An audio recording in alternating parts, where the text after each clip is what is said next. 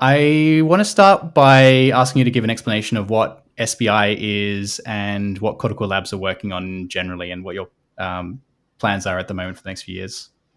Yeah, so synthetic biological intelligence, or for short, SBI, it's a really broad catch all term to summarize this idea of using a biological neural substrate to do some sort of information processing or intelligence type work with. And that, of course, could have a huge range. Some people are focusing on organoids, others are focusing at far simpler systems.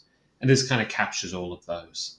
And at Cortical Labs, we're essentially looking to try and build out the hardware, the wetware, by that I mean the cells, and the software and the algorithms to actually facilitate this so we can make it accessible for as many people as possible, as well as hopefully along the way discovering how these things might work and how we can use them better.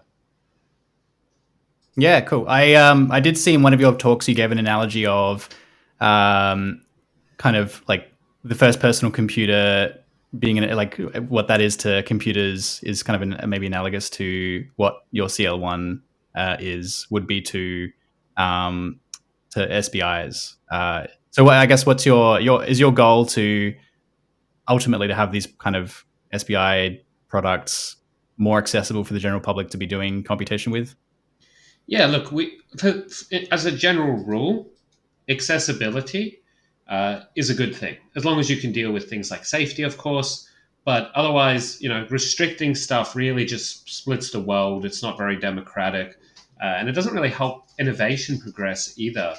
Most innovation, like you brought up computing, and I know we've talked about it before, but if you look at the computing industry and how it grew, it didn't explode into what it is by only a few universities or super rich elite having access to it.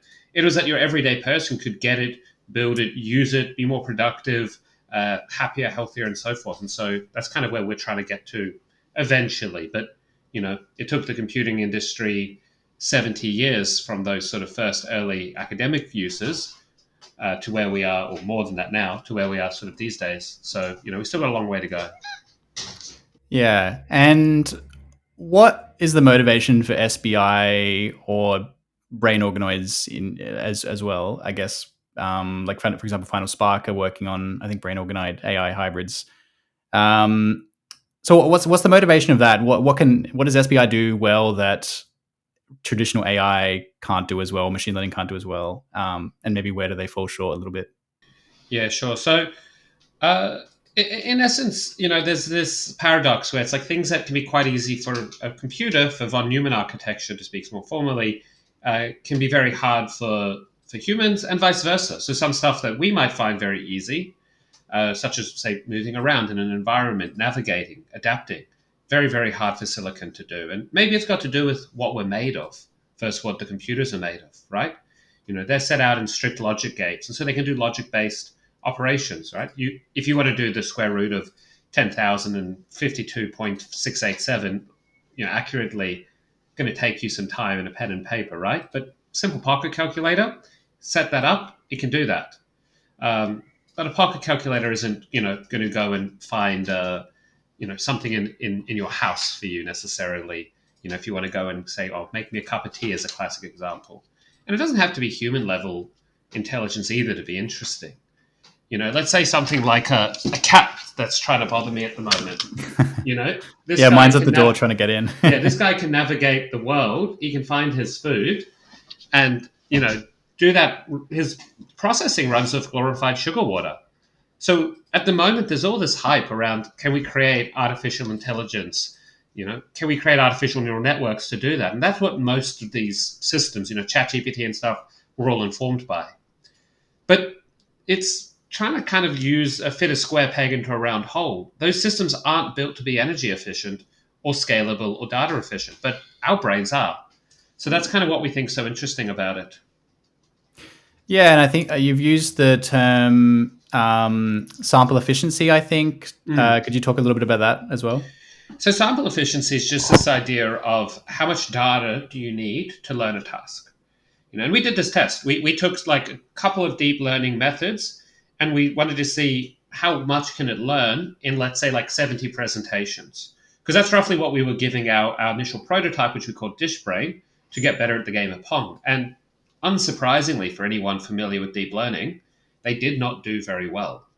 Uh, they needed tens of thousands or hundreds of thousands to see similar improvements that, say, a simple biological network could show in 5 to 10 to 70 samples. So yeah, that's kind of what sample efficiency is. How much data do you need to show some learning? Yeah, I thought the Pong uh, application was pretty interesting. I wasn't sure from what I've seen online.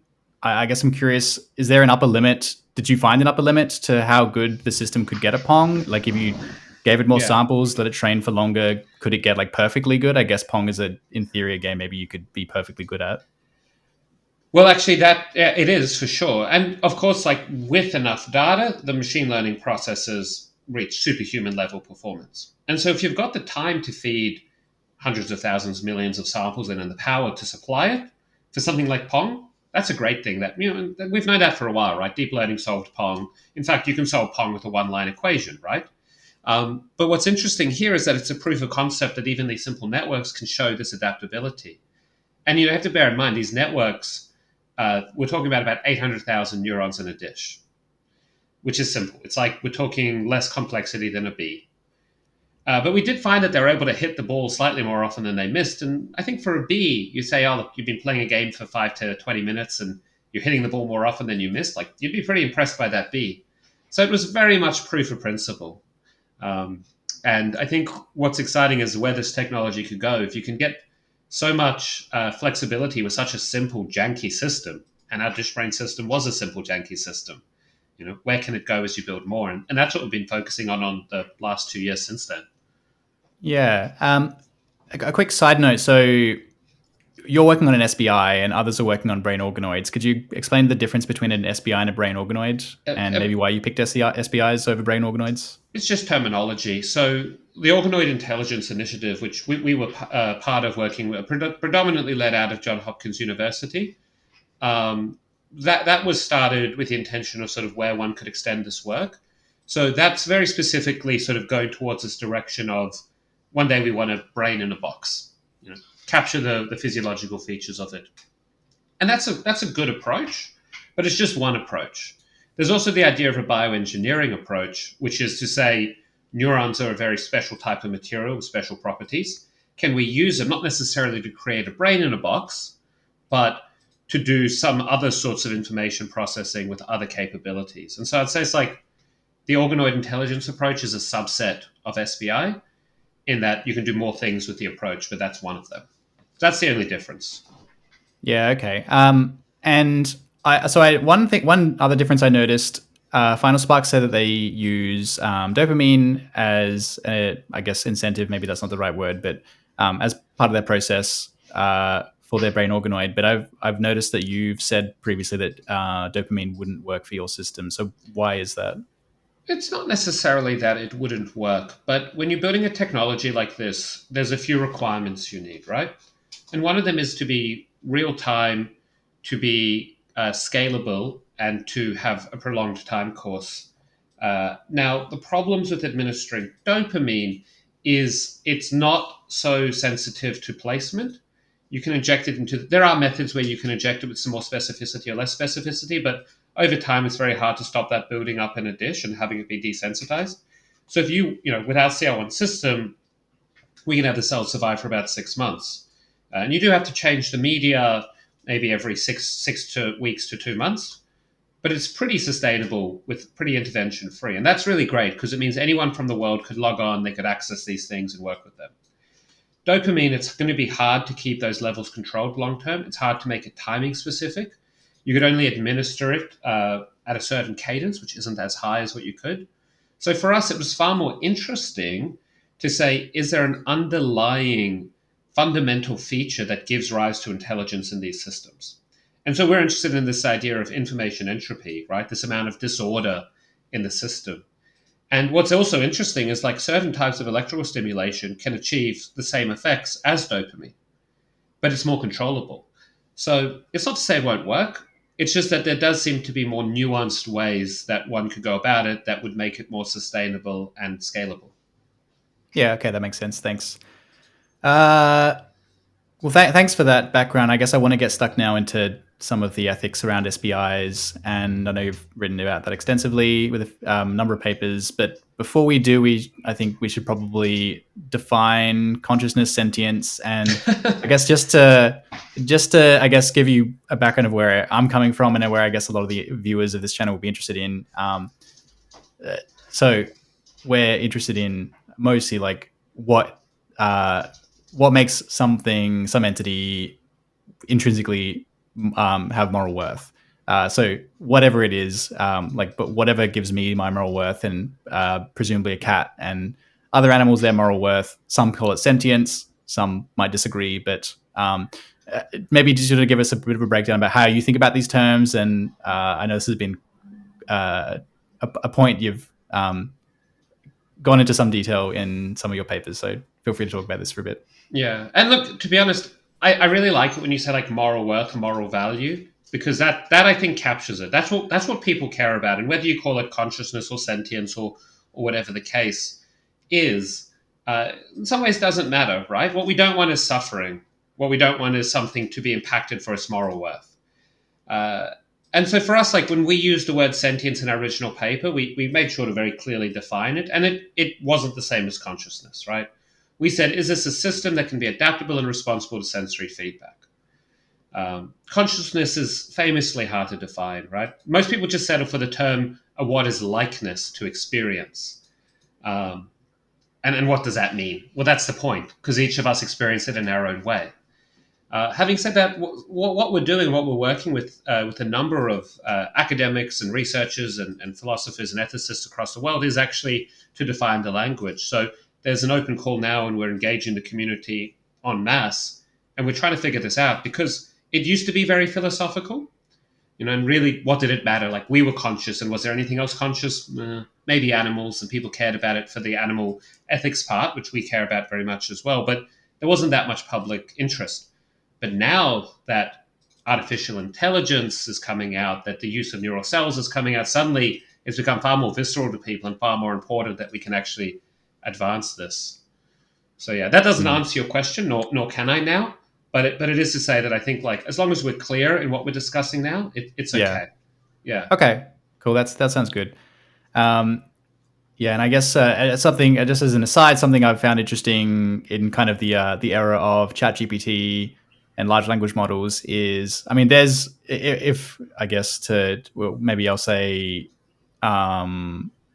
there's something that it's like to be them. I don't know if there's a cleaner way to say that for the sake of our conversation, but so Sentience Institute has done some surveys of US Americans and found that, at least under the definition of sentience being, can they feel pleasure and pain, 10% of US Americans think that ChatGPT is sentient, and 20% think that some AIs are sentient.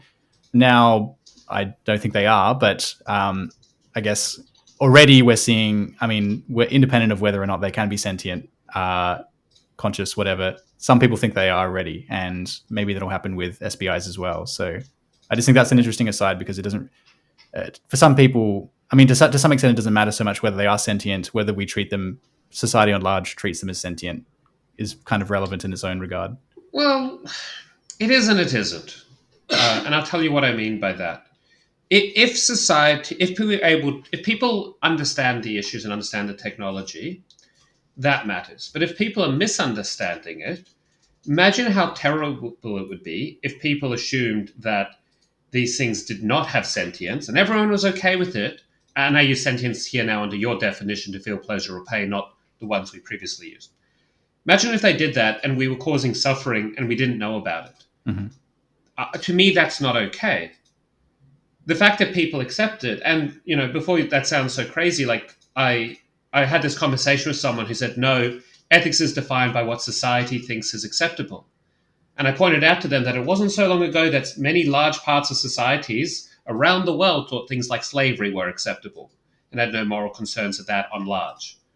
It wasn't that long ago in the grand scheme of things. And yet, I would say these days we all very much acknowledge it wasn't ethically okay back then.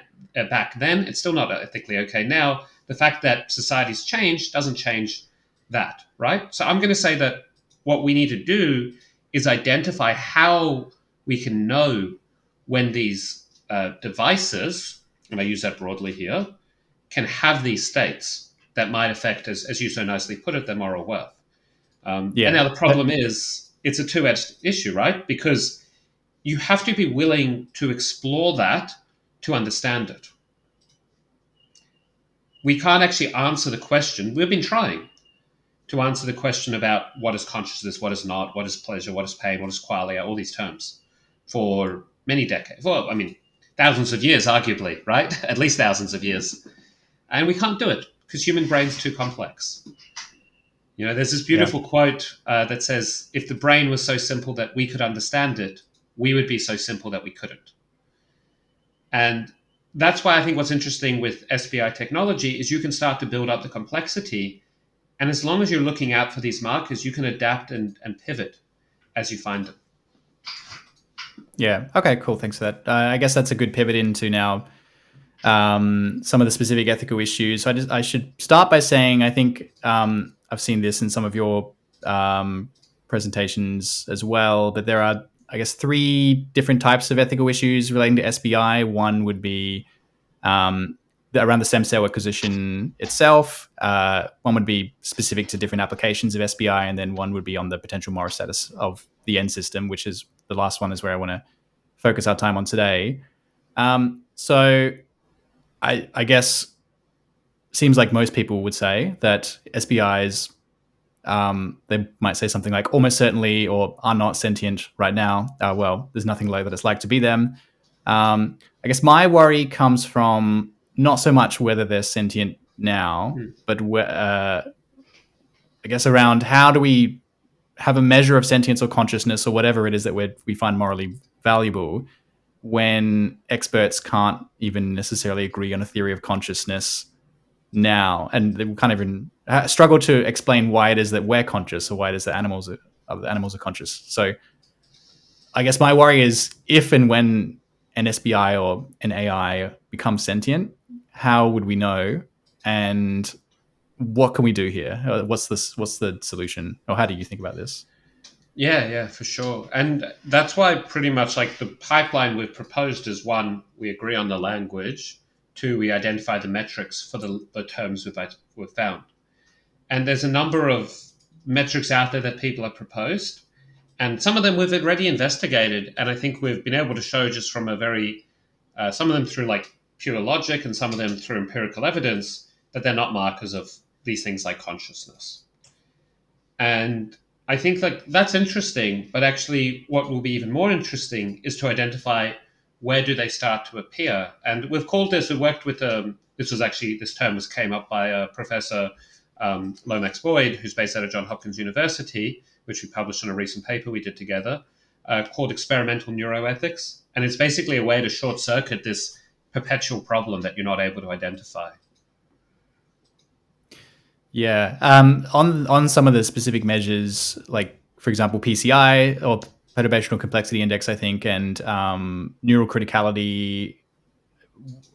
Have you looked at these ones, and what do you think about them as a measure of something? We have. It's interesting, actually. The perturbational complexity index goes down on cell cultures when they're playing a game. Really? For a number of like technical and neurodynamic reasons I won't go into now. But so something like perturbational complexity index, it's an interesting case where people use this clinically because it was a good clinical marker of brain death, in short, in comatose patients.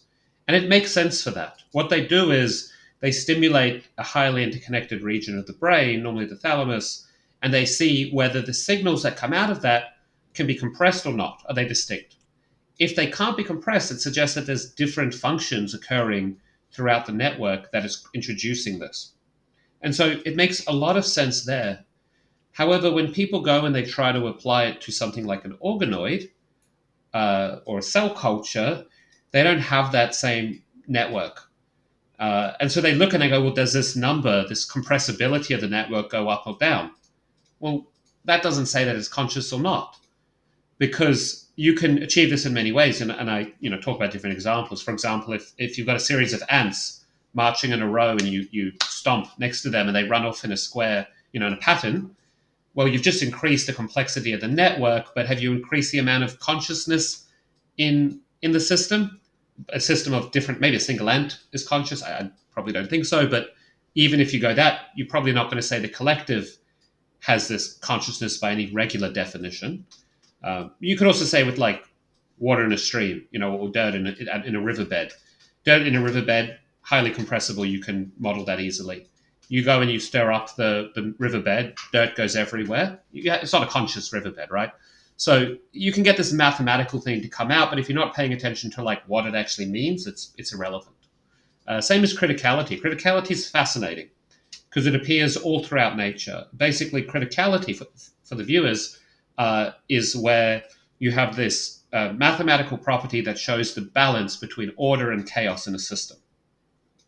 And when we're engaged in thinking, our brains are at critical states. And so some people have proposed that, criticality might be a marker of consciousness.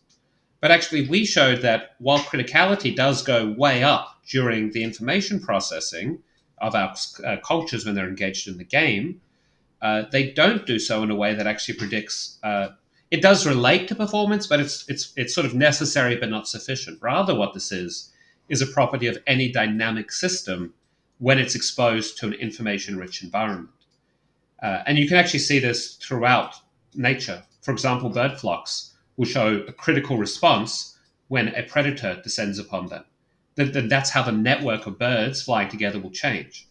And so again, it's one of these necessary but not sufficient conditions for a complex dynamic system. So I think it's fascinating, but we haven't found that marker yet. And we need to keep looking. The answer isn't to say, well, this is the best we have, we'll just use it. It's like, well, no, this shows that, and we need to then find the thing you're actually looking for, which is hard work, but you have to be prepared to do the hard work.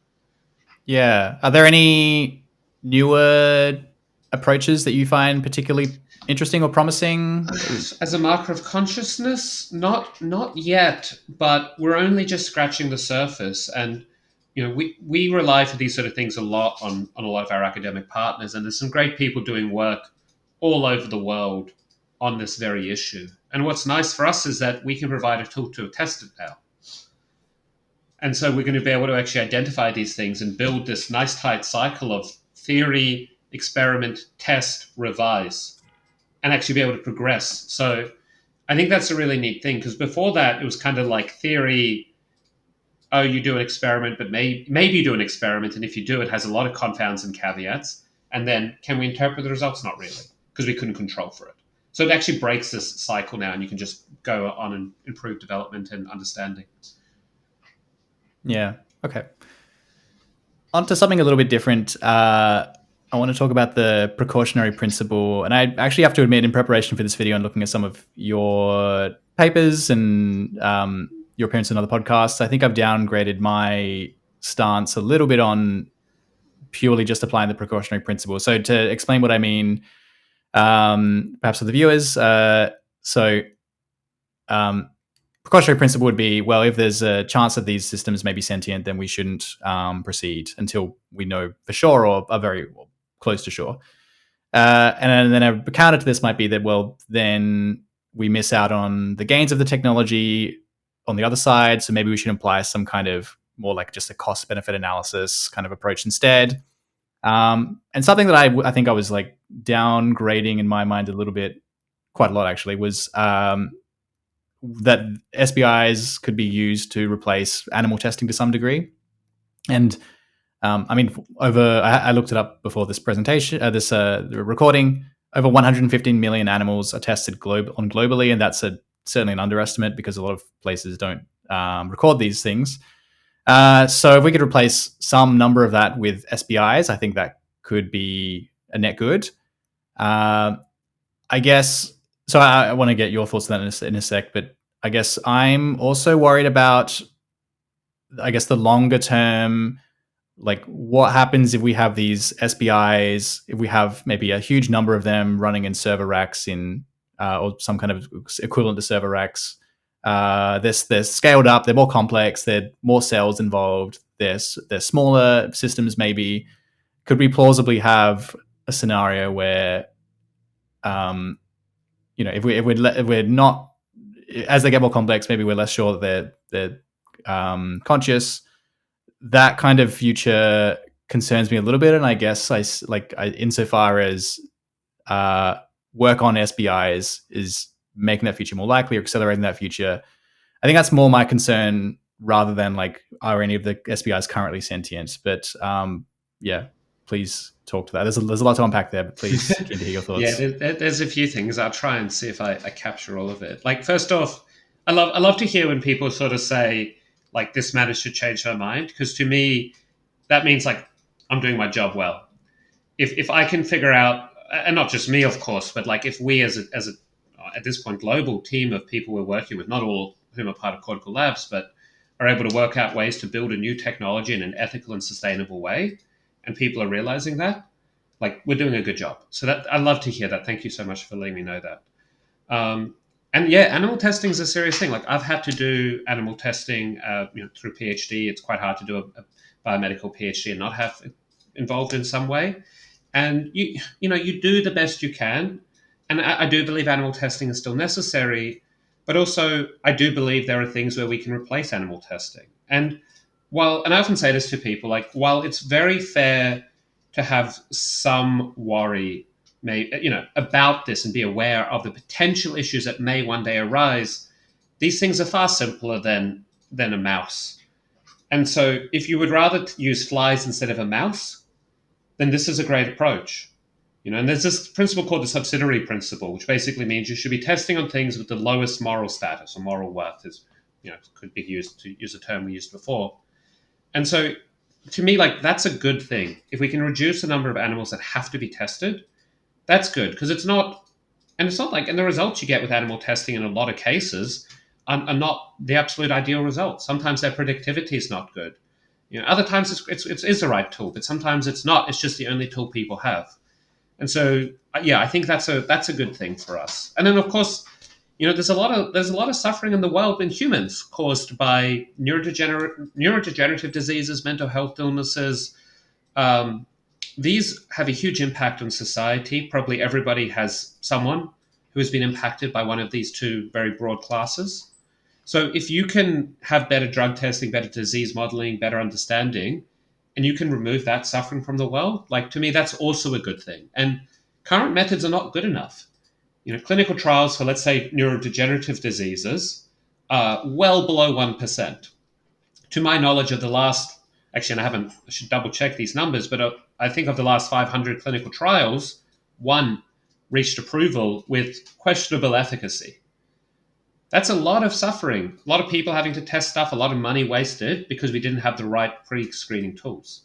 And so the reason why this is because when you look at cells in a dish, if they're not engaged in an environment, you're not actually assessing the function of cells, which is not to have electrical activity or have a protein, but to actually do something with information. Even at the most basic level, that's the function of a brain. So you can't really do testing for drugs on a brain or drugs on, how that drug would work in the brain if you're not looking at that function. So I think it can help there. And all of these are ethical goods that, and the risk is an incredibly unlikely chance that this thing might have a similar moral status as a fly. To me, that's a good trade-off. And they're always a trade-off. As much as you can want to paint the world in, black and white, it's not. You have to make a trade-off and try and reduce suffering where you can. What was the final part you asked? Sorry, please remind me. Yeah, just about, I think you've answered most of it. The last part was just about as these systems become more complex and you mentioned maybe more plausibly and the data centers you're worried about. Yeah. So, like, the short answer for that is, we need to be building towards the outcome we want, and it's not inevitable that a system made of neurons will display consciousness. And the example that I give, but kind of is a ground truth for it, is the case of blind sight. So I don't know if you're familiar with this, but for the viewers, blind sight, as particularly type 1 blind sight, means that someone has suffered damage to the visual cortex in their brain, and that means that they have no conscious experience of any visual information. They are legally blind. But there are other pathways in the brain that process vision. Not many, but there's one other pathway that goes down. About 10% of the fibers go there. And so if you throw a ball to someone with blind sight or move a chair in front of them as they're walking, they can quite often catch the ball, step around the chair. But what's really interesting is when you ask them, how did you catch the ball? Why did you walk around the chair? They'll say, I don't know. It was luck. It was chance. I didn't. They have no conscious experience, and yet they engage in an intelligent action. So we kind of like have proof there that intelligent action. And if you think that's not intelligent, you can go watch like videos of people trying to train robots to catch a ball. Like it's not simple. So you can see that an intelligent action can arise without consciousness. Therefore, we could build an intelligent machine out of biology that doesn't have consciousness. It is possible. We just need to figure out how. Yeah, I find blindsight really fascinating and confusing, but we could probably talk about that for a while and get sidetracked, so I won't at the moment, but thank you for that. I'll move on a little bit. So I guess I want to paint a picture to you, maybe to challenge you on a little bit of what you've said. Okay, so to give you some context on where I'm coming from here, on one paper that you were a co-author on, the organoid intelligence paper, there was a quote in there, at 12 weeks, a fetus's brain has a weight of around 3 grams, volume of 3.5 milliliters, and 3 times 10 to the power of 9 cells in the neocortical part of the fetal telencephalon. Not sure if I'm pronouncing that right, but anyway, so, and then you make the case that brain organoids have, or maybe you didn't, I'm not sure, but maybe if I got this separately, but brain organoids have less than 100,000 cells, which I think is what you were alluding to just before. So fair enough. I guess my next thought is my next step from reading that was then to check, okay, well, at what age do human fetuses become plausibly sentient? And there is some disagreement about this, but some say... I can't give you that answer. I'll just say that up front. Okay. Anyway, so... some say like 18 to 25 weeks, some say 30 weeks, but yeah. And then I thought, okay, well, if I can check how many cells are in the fetal forebrain at that time, this doesn't say anything about complexity per se, but if we were to have a SBI or a brain organoid that had a comparable number of cells or neurons, would you would that be enough to make you start to worry? I mean, complexity is probably important here. I guess the broader question is, what, if anything, would make you start to put some small probability on maybe the system could be sentient, maybe it's worth checking, or conscious? Yeah. Look, it's a great question. What I would say is that it wouldn't be any one thing, right? Much as there's no one test to prove that I'm conscious or anything, right? Like, apart from me telling you and you having to believe me. But ChatGPT can do that, and I don't think that's sentient. Although it's nice that they programmed it not to, but you can break that anyway. Sidetrack. What I would say is that, I don't think size alone is enough. And size is a very poor predictor of a number of neural things. And I use this example sometimes, like elephants have really big brains, not for their size, but they got really big brains compared to us, and yet they're far less complex in their behavior compared to us or a monkey or even an octopus, arguably, which has incredibly complex behavior and relatively few neurons. So size is not a great indicator. It is complexity, it is cell type specification, it is network structure, and it is how that network structure is operating. So what we have to do is take a holistic view and look at all of these and then make a decision based on that. And I'll also note that organoids are not a solved technology, as much as sometimes people like to sort of present it as and it is important, but there's still a lot of work to be done. Most organoids people generate that grow much larger than about 100. And you can have organoids of many different cell numbers, but they will quickly die on the inside because you're not getting proper perfusion of liquid, the media in this case, nutrient solution. This vasculature, right? That people are trying to build those, but it's hard. And people are trying to create the right microenvironments, but it's hard. And we are making progress, but we're not there yet. And that's actually why I think it's a perfect time now to start flagging the stuff you're asking. How do we check and make sure it's all right as we go along? But it's not a simple answer. You have to put the work in and be prepared to say, well, how do we work through these steps? Yeah. Do you think? Um, do you think that like through understanding SBIs more and making them scaling them up, making them more complex, and developing them, could we learn things about? I guess there's some people disagree or don't know whether certain insects or small animals are sentient and or have moral worth. But I mean, that would be really really useful to know. I think to what degree they have moral worth. Do you think that SBIs could lead to some further understanding? Could we potentially get an increased understanding of whether a mouse is sentient, how much, and so on? Yeah, for sure, for sure. And I think that's what's most exciting is that this technology. I think I'm dedicating my life to working on it, so of course I think it has potential. um, but I think what's most exciting is that it could really help us understand not just the technology, but our place in the world, the importance of intelligence in the world, and what that means. And intelligence is a rare thing. It's only on this planet that we've been able to find it so far, and we've been looking. Yeah. So understanding how that arises is kind of like almost a universal it's a universal principle that we're trying to unlock. So I think it's going to be looking at the differences. I don't think there's one system. You can't just use a mouse. You can't just use cells in a dish. You can't just look at people. You have to compare across the scale and see, let's say, perturbational complexity index. We talked about it before, so that's simple. Let's say like perturbational complexity index goes down in cells in a dish when you do this type of activity. It doesn't change in a mouse. It goes up in a human. That tells you so much more than any one in isolation.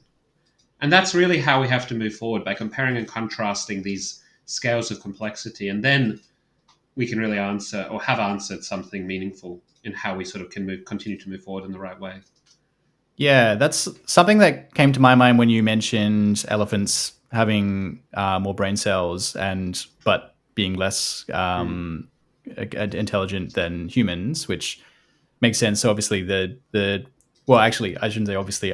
Question is it the structure? Is it the brain cell itself? So I mean, I think you've said that you used mouse brain cells as well. I'm not sure if specifically for Pong, but in some of your work, did you notice differences Yeah, the mouse would have been between the specifically cells? for Pong because we've Right. discontinued all animal testing and products that we can remove. We pretty much have removed at this point, Yeah. so we're as close to as possible, basically.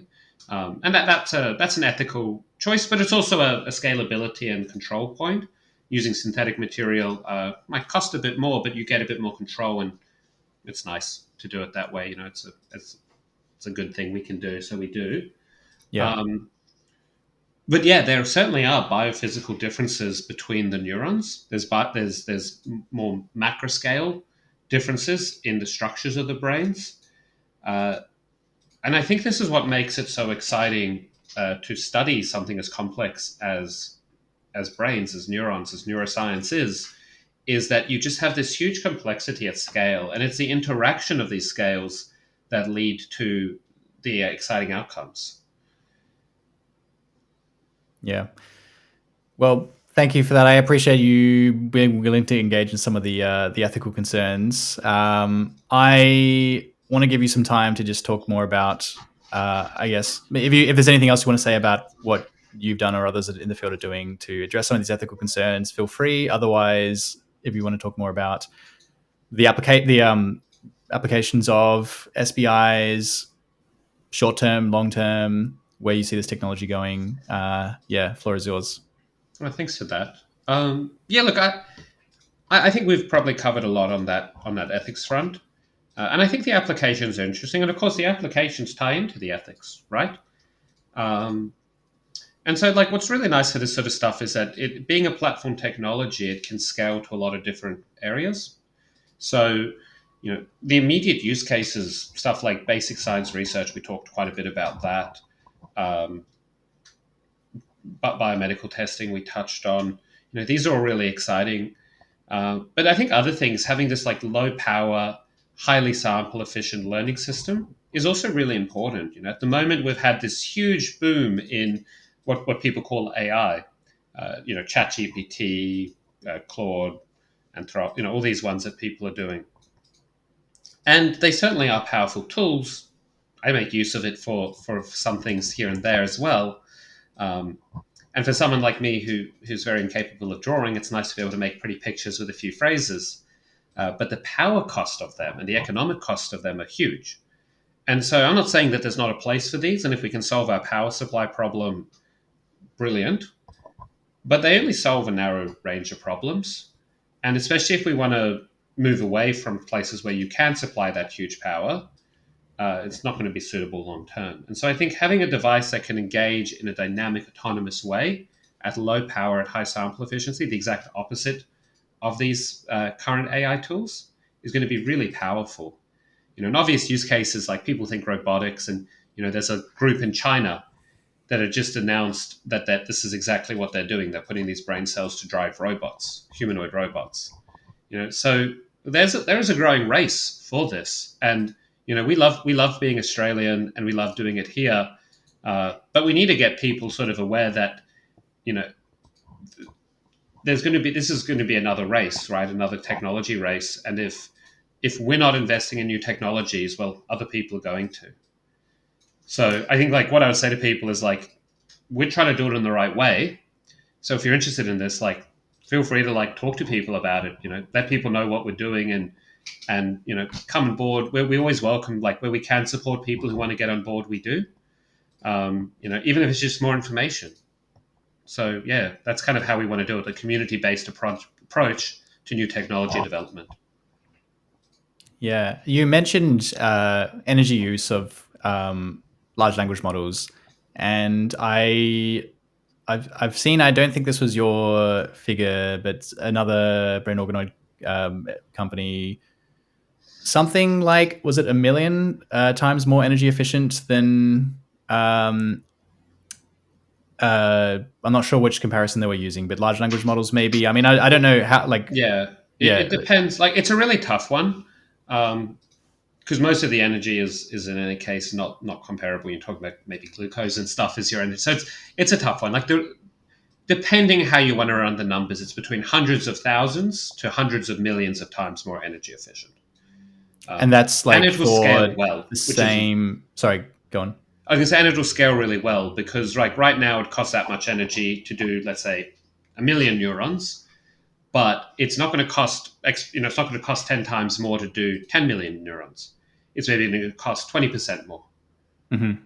Maybe even less, to be honest. But yeah. Yeah. What's the comparison there? Are they doing like the same, that the energy ratio for the same kind of computation, or? Well, they do it in a very different way, right? The problem with von Neumann architectures, you have to shuffle between memory and the processing part back and forward really quickly.